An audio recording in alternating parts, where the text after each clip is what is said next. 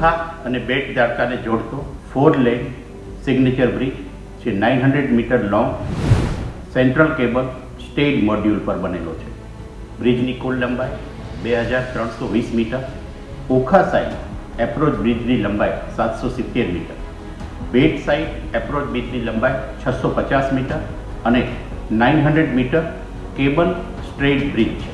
આ બ્રિજ બનતા ઓખા અને બેટ વચ્ચે પરંપરાગત માર્ગથી જે બોટ દ્વારા યાત્રિકો અને ત્યાંના લોકો દ્વારા અવરજવર થાય છે તેના બદલે હવે બ્રિજનો ઉપયોગ થઈ શકશે.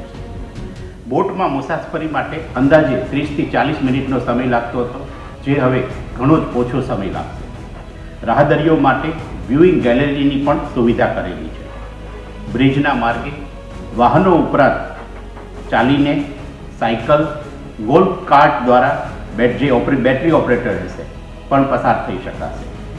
રાહદારીઓ માટે, યાત્રિકો માટે ભગવદ્ ગીતાના શ્લોકો અને કોતરણી માણવાની સુવિધા પણ ત્યાં રાખી છે.